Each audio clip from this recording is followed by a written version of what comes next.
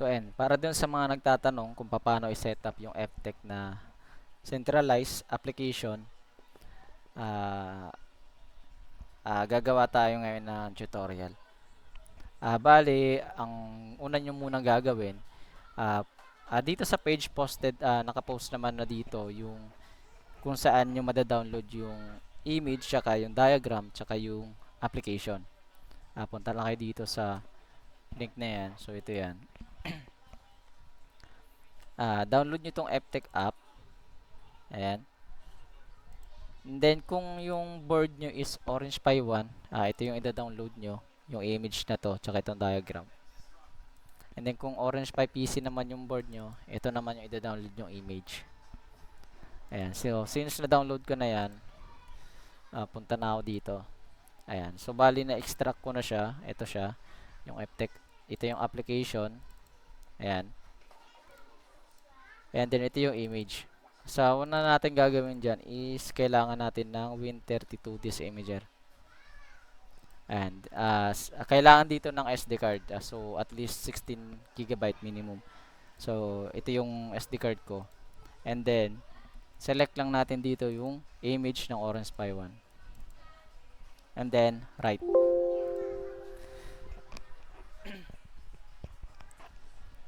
So ayan, so habang nagpa-flash yung image na to sa SD card, explain ko na sa inyo kung paano i-set up yung application. Since meron ako ditong isa pang Orange Pi, naka-open siya, naka-connect na siya sa network. So ma-access ko na to. Once na for example, for example, natapos na yung pag-flash nyo ng image dito, yung SD card, isasalpak nyo na sa Orange Pi, and then power on nyo yung Orange Pi, and then i-connect nyo siya sa router nyo or sa switch hub using LAN cable.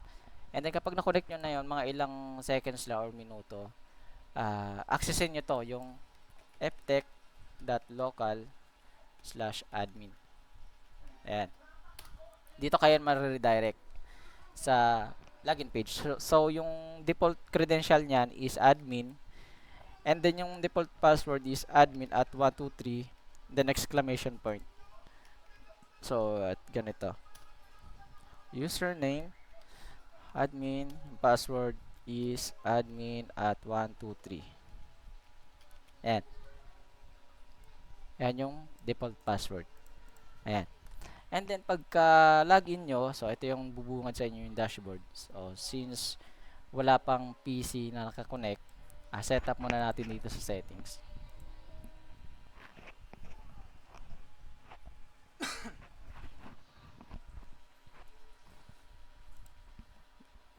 Ayan. Set up muna natin dito sa settings.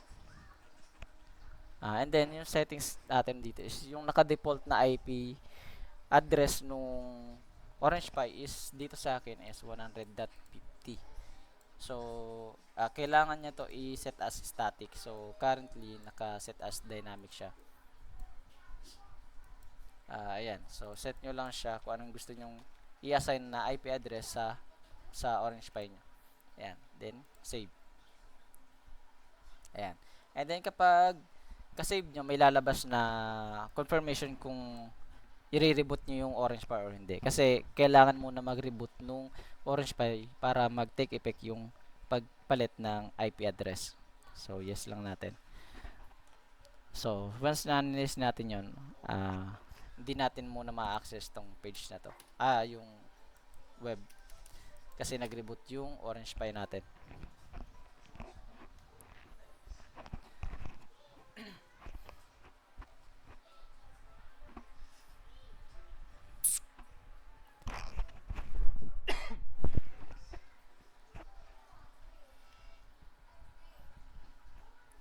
Tayo lang natin mag-reboot.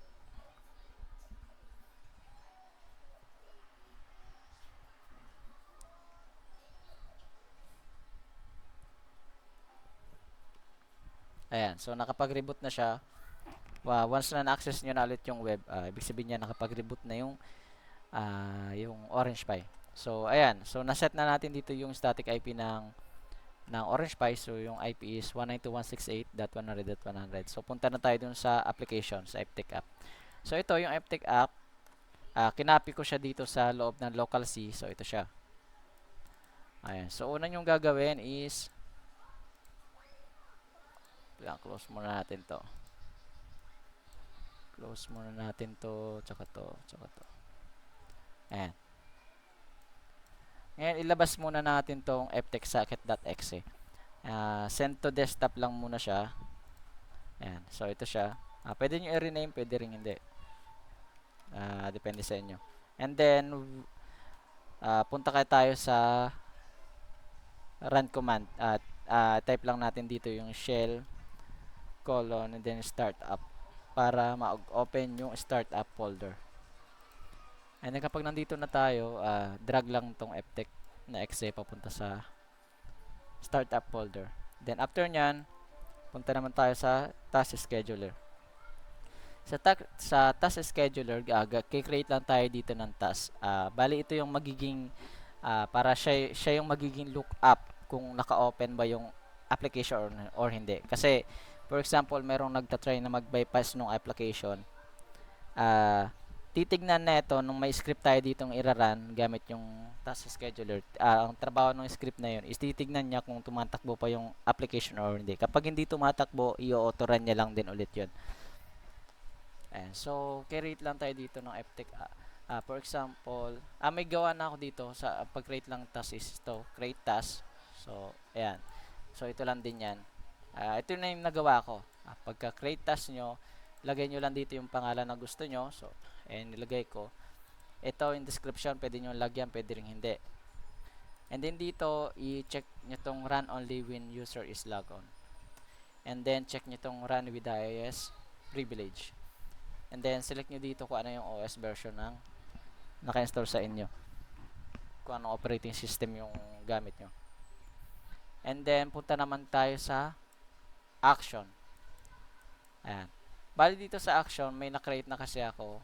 Pero kung wala pa sa inyo, ano nyo lang, create new, startup folder. Ayan. Edit ko na lang to kasi magdudubli pa eh. Ito na lang. Pares lang naman yan. Kung wala pa kayo, create nyo lang yan. Tapos, ang piliin nyo, startup program. Tapos dito, sa program script, ito yung ilalagay nyo.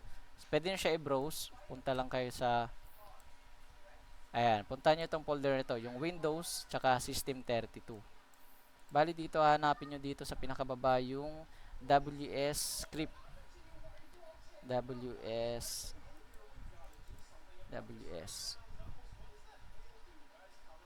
Ito yung select nyo. Select nyo yan.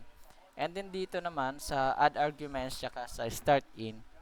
Bali dito sa add arguments, ang ilalagay nyo dito is kung saan nyo nilagay yung application. Since nandito siya sa local disk C, meron ditong run.bbe.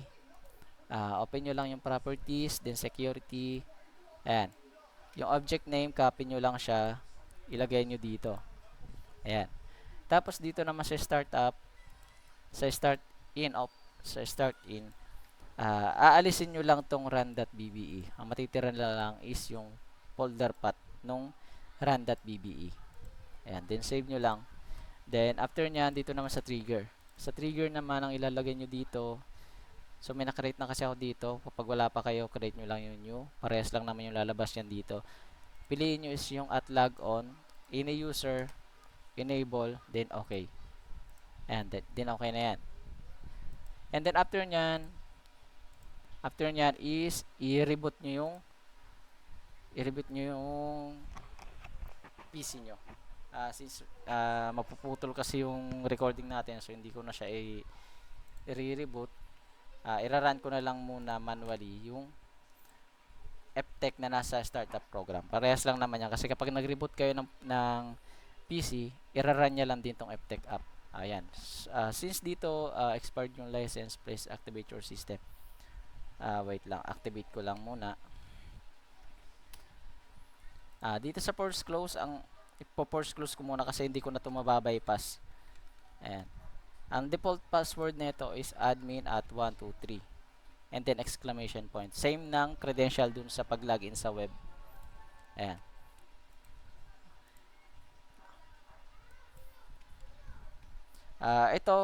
Itong sa gagawin ko kung sa na makikita nyo, yung sa PATI. Ako lang yung may makaka-access na ito, bali hindi ko pwede ibigay yung credential na ito ng sa PATI.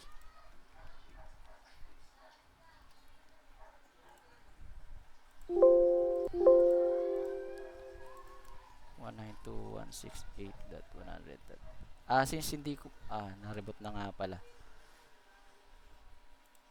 Ayan.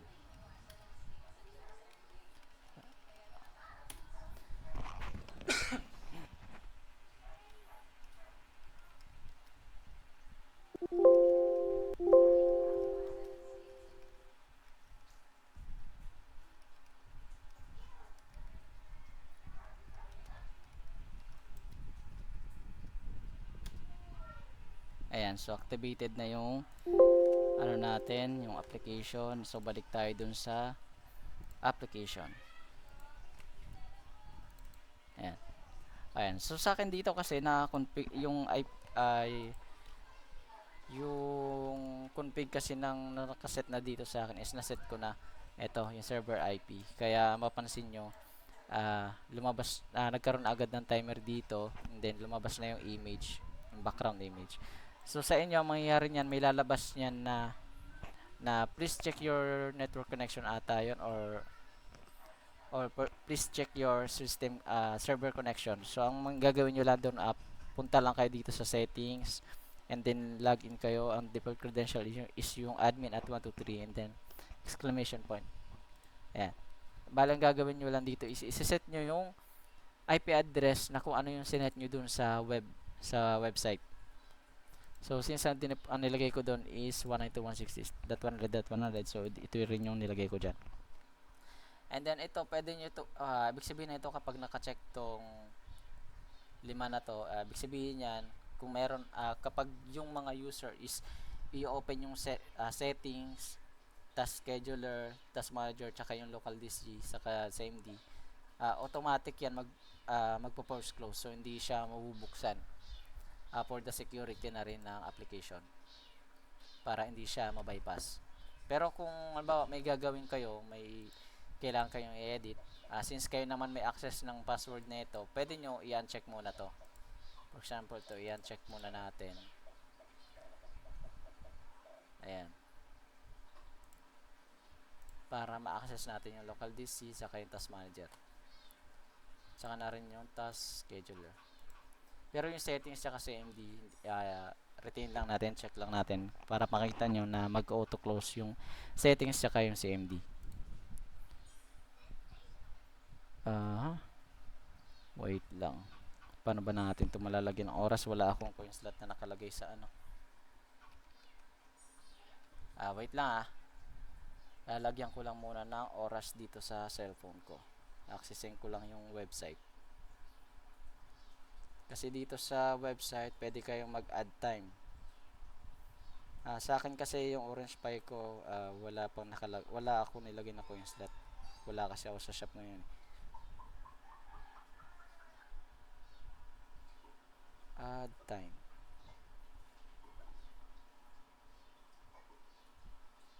Pin natin 5 hours.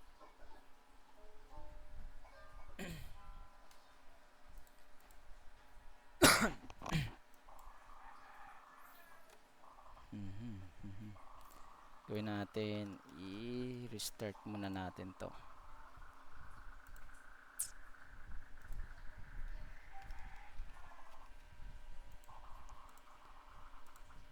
Ayan, para ma-bypass muna natin siya, and then i-rerun na lang natin. Ayan, nilagyan ko na siya ng 5 hours, and then rerun ulit natin yung exe. Ayan, so may 5 hours na ako. And then dito mapapansin nyo, yung local pag inopen ko yung local disk, so hindi siya nag-close. And then yung task manager, ayan, na-open siya. And as you can see, yung CPU usage natin is mababa lang, 0.2, minsan 0.0%. Ayan, punta na naman natin yung task scheduler.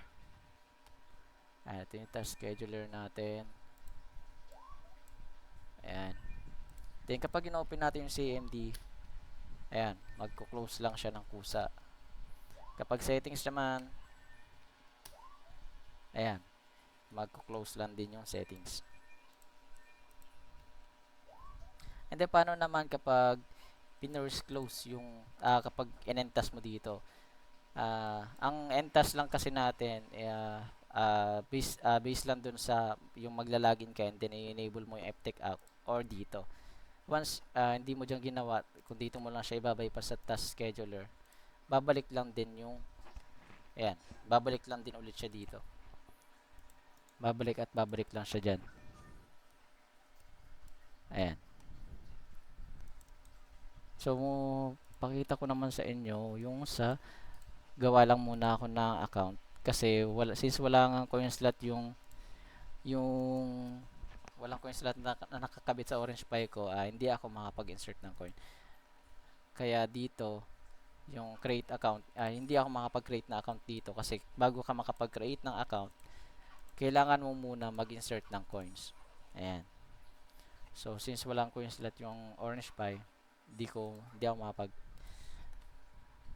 create na account. So, dito na lang muna ako mag-create gamit yung admin na portal. Ayan. Then, force close muna natin. Ayan. Then, sa member login, ayan. Ayan. So, since walang wala pang oras dito sa user na yon, hanggang dito lang siya. Pero pag nag-insert ko yan, makakapag-login na siya. Makakapasok na siya dun sa timer niya. Ma-unlock na tong lock screen. Bali dito sa my profile, nandito niya makikita yung credential niya. Then pwede niya update, palitan yung password niya dito. Sa my points niya naman, dito makikita kung ilang points na yung nakuha niya. Ayan. So ito yung mga pwede niya i-redeem. Kailangan niya lang muna ng 100 points para ma-claim niya yung 5 minutes na oras. So ayan.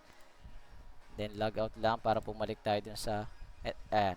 Kung mapapansin nyo dito, mayroong remaining time. Itong remaining time na to, since ano lang siya, kumbaga timer lang siya, remaining time siya dito sa PC mismo. Parang normal lang na walang naka-login. Kaya pansin nyo kanina, nung nag-member login, wala pa siya oras kasi wala naman oras yung account na yon. So, ayan.